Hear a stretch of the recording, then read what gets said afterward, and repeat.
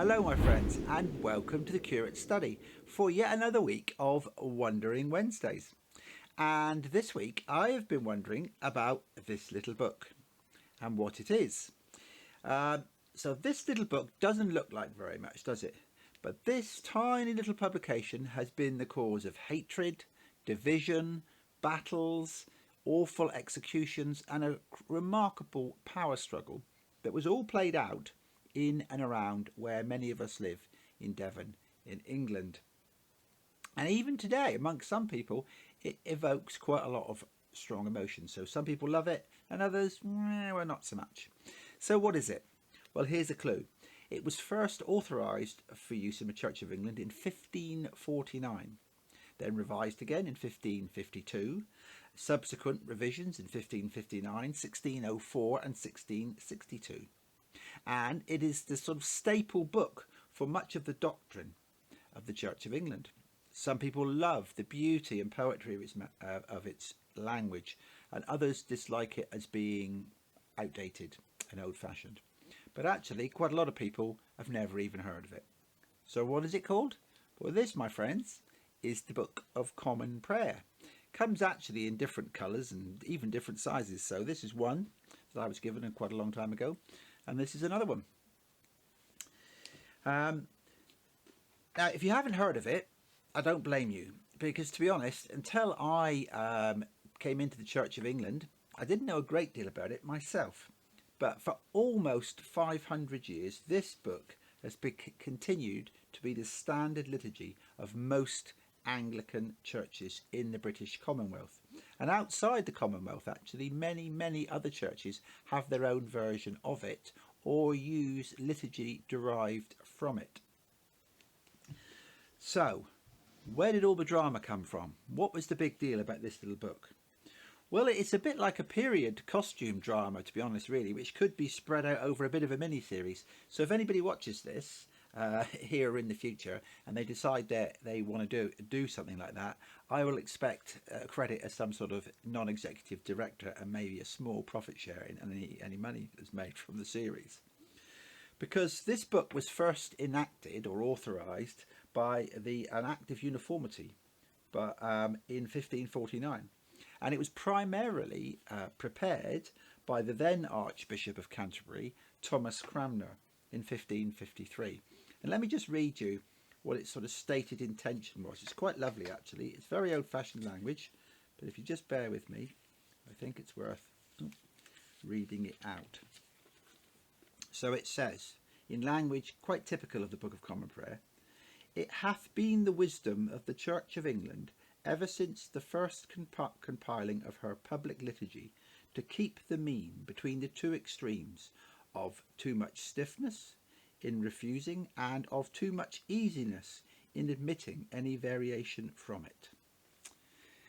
If you want to know why the Church of England is often middle of the road, my friends, that little paragraph there at the beginning of the preface tells you why. An attempt to hold the middle ground. So it was diplomatically ambiguous in its initial language and in its implied teaching, and so subsequently, in a bit of a own goal, it managed to arouse the suspicions of both those who were more conservative and those who were more liberal in their theology and churchmanship. And over the course of many years afterwards, with the change of number of different monarchs, it was made more conservative and more liberal. It was abolished and reinstated, and so on and so forth. So where did all the drama come in? Because this sounds a bit like dry history so far, doesn't it? Well, there was a rebellion in this part of the country because of this little book. Areas particularly around Cornwall, which had a strong Catholic tradition, which had also been suffering from poor economic conditions, the enclosure of common land and things such as that, and a bit of a concern over the diminishing of the Cornish language, were very, very unhappy about this book. And what happened was an army was formed, gathered under local leaders in Bodmin, and the first Duke of Somerset sent Lord John Russell to suppress the revolt, because this book proved to be the last straw for many, many local people in Devon and Cornwall after years of oppression, followed by 2 years of rampant inflation.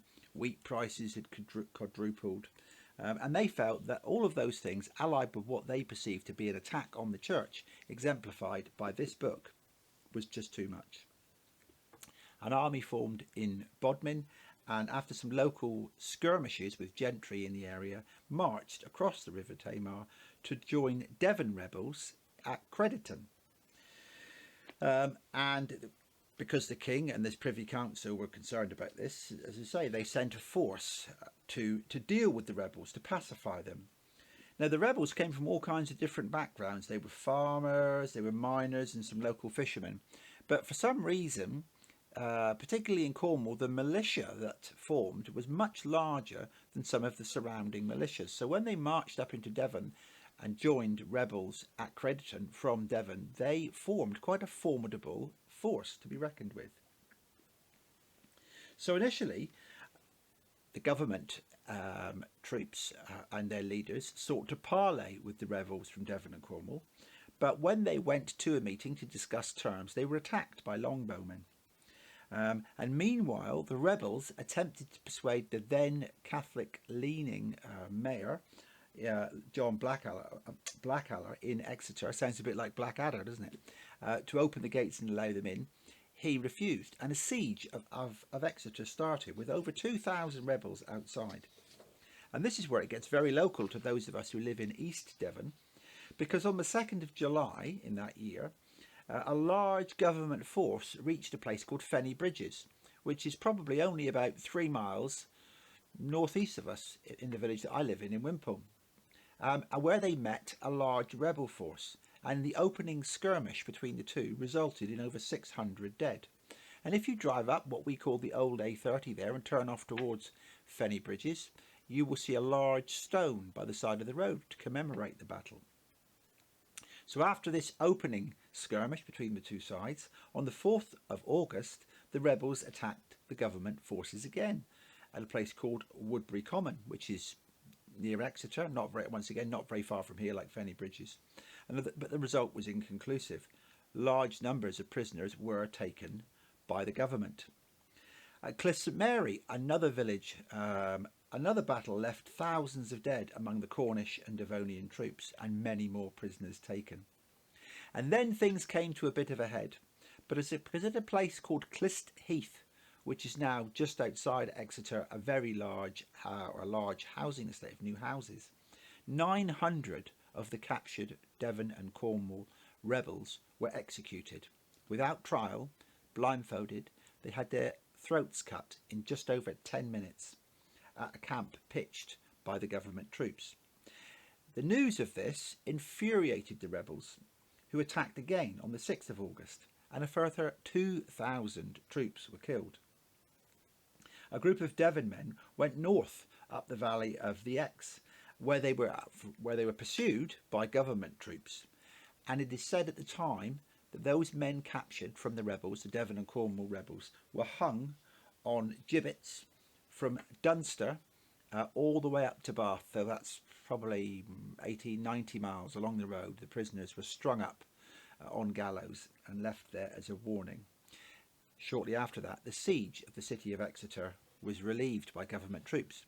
Now, at this point, the government forces thought the matter was over, but the news arrived that the rebel army, in fact, was regrouping at a place called Samford Courtenay, which is not very far from here once again, near Tiverton, near Crediton.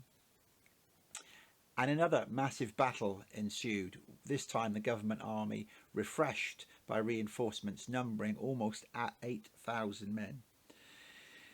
The rebels were successfully routed and pursued for quite some distance, where over 1,000 more of them were killed. So in total, over 5,500 people were killed during the various battles and skirmishes and in the execution of rebels. The land of a lot of the rebel gentry was seized and handed over to those soldiers and other lords who'd been loyal to the crown. The prayer book was made the official prayer book of the Church of England, and in fact advances by some of the rebels to have the book translated into Cornish were refused. So what does this little book contain that is so contentious that so many people got upset about? Well, leaving aside from the fact that it was in English and previous liturgy had always been in Latin, for the first time ever, the church attempted to draw together all of the services that were used commonly. So in this one book, there is pretty much everything you would need if you were a member of the Church of England. So there is morning prayer, there is evening prayer, there are the creeds, there are prayers for thanksgiving and for various special occasions. The Psalms are in here, collects and gospel readings, the orders for Holy Communion, baptism and confirmation services. There's even guidance on the ordination of priests, and, perhaps more importantly, there are the articles of religion. The sort of core foundational statements of the Church of England are all contained in one place for the first time ever. Now, it may not seem much to us now because, of course, we can log on to any computer and call up information on pretty much any subject we want at the click of a button. But at the time, this book was truly revolutionary. It changed the way that church was done for the vast majority of people who worshipped in this country. So the next time you're in a church, you're almost certainly going to see a rack with a lot of these on it. Grab one and have a look through it. As I say, if you're a fan of poetic language, Shakespearean style, obviously not Shakespearean, but Shakespearean style language, you will delight in some of the language and liturgy in this book. And for a change this Sunday, what we're going to do, because many people are not familiar with the Book of Common Prayer, for this Sunday, we're going to have for our main Sunday service a morning prayer service from the Book of Common Prayer. So if you've never been to one, I would thoroughly encourage you to join us here in the Curate Study and to sample just something a little bit new.